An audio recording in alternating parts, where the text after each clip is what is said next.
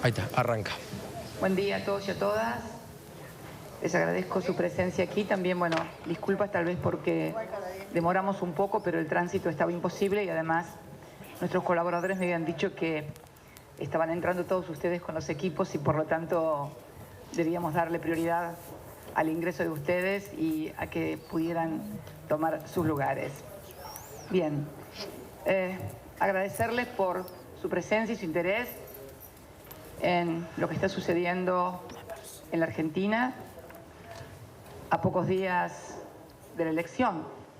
del 22 de octubre, en un marco económico y social complejo, con una inflación que no se puede controlar, con un endeudamiento vertiginoso, con una desocupación creciente, con pérdida del poder adquisitivo de los salarios, con un tarifazo en marcha a tambor batiente y con otro en ciernes para después del 22. Pero para no seguir explayándome sobre eso, me voy a remitir a las declaraciones de quien fuera ministro de Economía de la República Argentina en 2 oportunidades, en una interesantísima entrevista publicada por el medio escrito español El País, en el cual quien fuera ministro de Economía durante los 90 y también en la última etapa de la alianza con el Corralito y la explosión del 2001, ha referido que lo que está sucediendo en la Argentina es las políticas que él llevaba adelante y menciona inclusive que varios de los actuales funcionarios eran funcionarios suyos jóvenes. Bueno, tal vez el que más recordemos es el actual presidente del Banco Central, quien fuera su tercer funcionario en escala luego en su gobierno de la Alianza, con lo cual me parece que las manifestaciones de quien fuera 2 veces ministro de la Argentina, identificando la política actual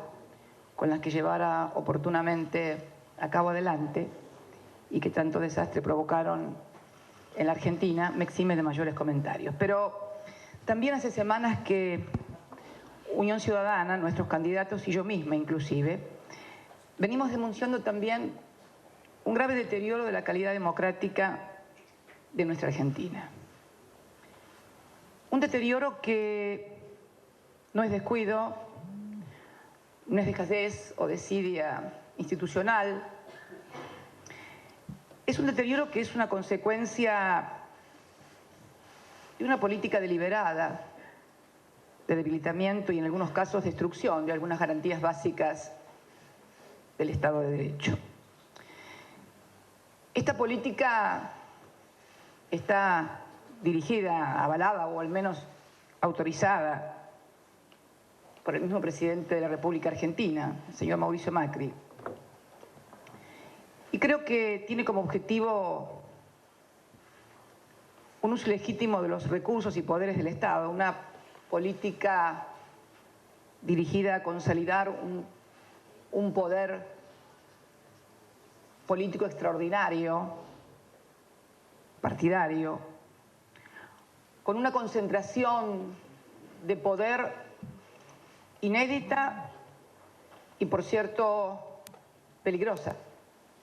para nuestra democracia. Algunos hechos lo marcan muy claramente. El deterioro de las garantías electorales, por ejemplo. Ayer aquí mismo los apoderados de Unidad Ciudadana, acompañados por candidatos de Unidad Ciudadana, llamaron también una conferencia de prensa para manifestar nuestra preocupación que a casi un mes de haber hecho una presentación ante la justicia electoral respecto de los graves episodios, los gravísimos episodios que rodearon no solo el escrutinio de la elección del 13 de agosto, sino también durante el acto electoral, donde en muchísimos colegios la Gendarmería Nacional adquirió una presencia en las decisiones casi antidemocrática, sometiendo a fiscales y a ciudadanos a algo que nunca se había visto en democracia. En aquella oportunidad también pudimos ver festejos de un triunfo que no fue tal, y luego de pasado varios días nos enteramos de que finalmente era Unidad Ciudadana, nuestra lista, la que había ganado las elecciones. A partir de esos episodios, nuestros apoderados requirieron a la justicia electoral una serie de medidas y no hemos obtenido una sola respuesta de cada uno de estos requerimientos, con lo cual creo que es más que evidente que hay un deterioro de las garantías electorales grave en la República Argentina. Me cuesta imaginar lo que hubiera sucedido si se hubiera producido un episodio como el que todos los argentinos y el mundo vimos protagonizar en la televisión, al presidente, a las máximas autoridades de la provincia de Buenos Aires, a los candidatos, festejando y riendo con un triunfo que no era tal. Casi me atrevería a decir, tomándole el pelo a la ciudadanía. No quiero ni imaginar si una cosa así hubiera sucedido durante nuestra gestión como gobierno, en donde garantizamos sin un solo problema, ni durante el acto electoral, ni durante el escrutinio, 3 elecciones parlamentarias nacionales y 3 elecciones presidenciales, dándole garantías a los ciudadanos de su voto, a los candidatos de sus derechos y a la democracia, en definitiva, de que está vigente. Además de este deterioro de las garantías electorales, hay también un evidente deterioro de las libertades públicas. Personas que pierden su libertad, son privadas de su libertad, porque escriben un tuit o porque estaban cerca de una marcha o de una concentración. Y en los últimos días hemos visto también personas que son privadas de su libertad por besarse en una estación de trenes. Hay un creciente temor en la ciudadanía que no solamente se vincula a estas cuestiones, sino también, y uno lo puede percibir cuando recorre las localidades, los barrios. Siempre digo que es grave y peligroso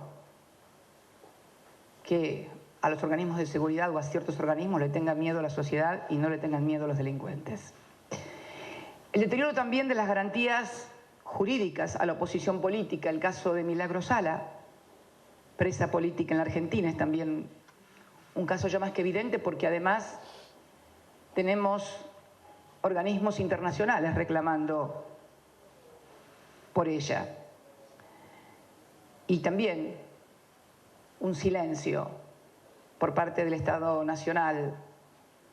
respecto de las situaciones claramente violatorias de los fallos que ha tomado la Comisión Interamericana de Derecho en este sentido.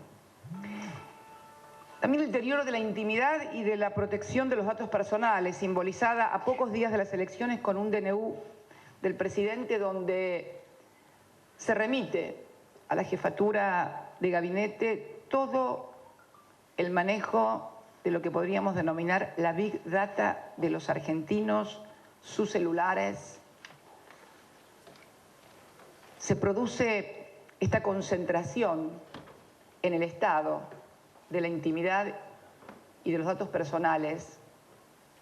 que remite a un control del Estado por parte de la vida de los ciudadanos y de las ciudadanas propio de regímenes que, bueno, que la realidad del mundo tiró abajo. No puedo dejar de recordar esa magnífica película, y discúlpenme la digresión, ya saben que soy cinéfila, de la vida de los otros. Ahora, claro, como la tecnología ha adelantado, ya no es necesario colocar micrófonos adentro de las casas. Basta con tener el celular, los datos, y entonces, de esta manera, poder determinar qué es lo que hace no solamente un dirigente político de la oposición, sino todos y cada uno de los ciudadanos, y también muchas veces utilizar esta valiosísima información en términos de eso, de economía, porque es información que vale para empresas, para gustos, para publicidades, para consumos. El ataque también sistemático a las organizaciones sociales y sindicales en la búsqueda de su criminalización y estigmatización. Creo que los ejemplos huelgan, y no estamos hablando precisamente de personajes nefastos, sino, por ejemplo, lo que le tocó al gremio de canillitas, que fue intervenido y que finalmente luego se restituyó. Pero en definitiva todo esto va sentando precedentes en la sociedad y fundamentalmente va generando temores en las organizaciones sindicales y los movimientos sociales, sin duda. Es insoslayable también señalar el deterioro de la seguridad ciudadana, simbolizada en el caso de Santiago Maldonado. Santiago Maldonado, un joven tatuador que desapareció luego de un operativo ordenado por un juez y llevado a cabo por una fuerza de seguridad, en este caso la Gendarmería Nacional, sin tener aún noticias. Y tal vez lo grave es la reacción del Estado y sus distintos organismos frente a un hecho de esta naturaleza.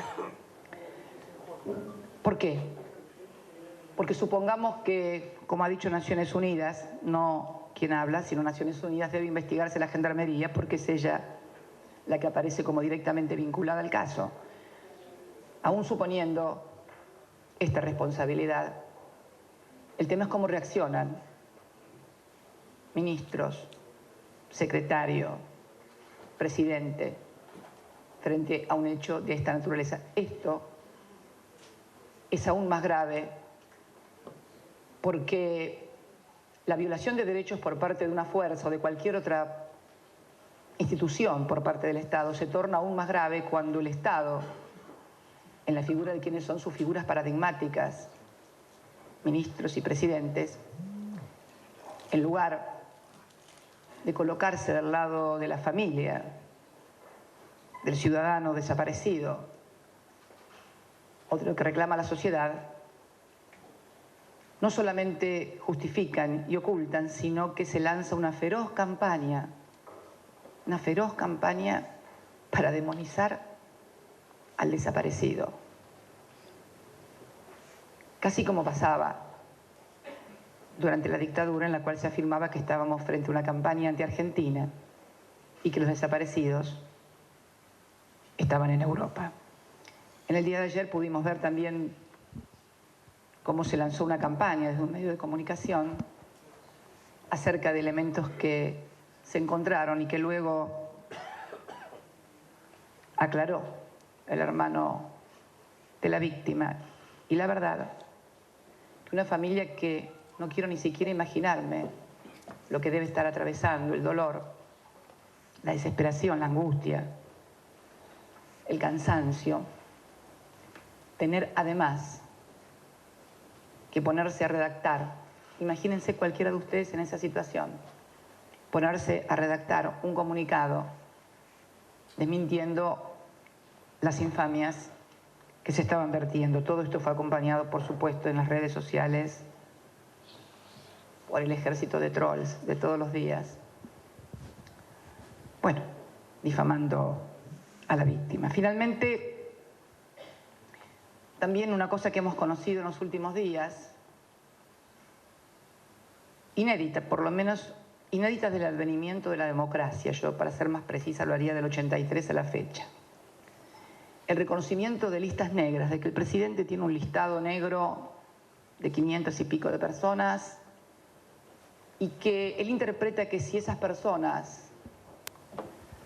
no estuvieran en la Argentina, las mandaran en un cohete a la Luna, se acabarían los problemas en la Argentina. Sé que debo encabezar esa lista. Tengo la certeza absoluta. También tengo la certeza absoluta de que si me meten en un cohete para mandarme a la Luna, suponiendo que la misión tuviera éxito con el cohete, me moriría, porque en la Luna no hay vida. Con lo cual no me resta más que pensar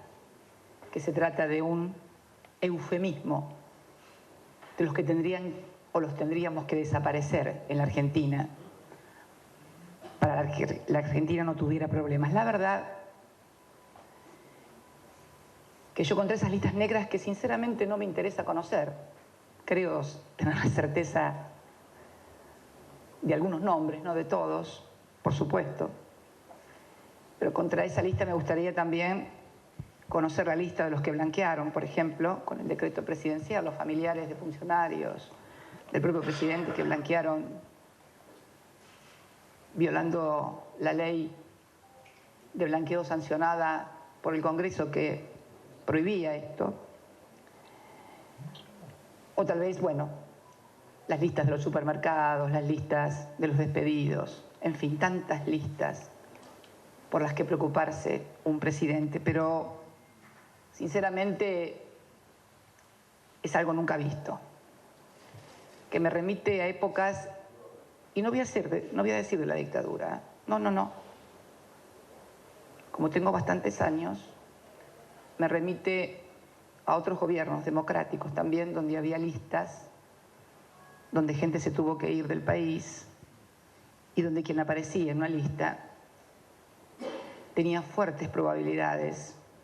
de no aparecer más o de que le pasara algo muy feo con su vida. Pero la verdad que ayer,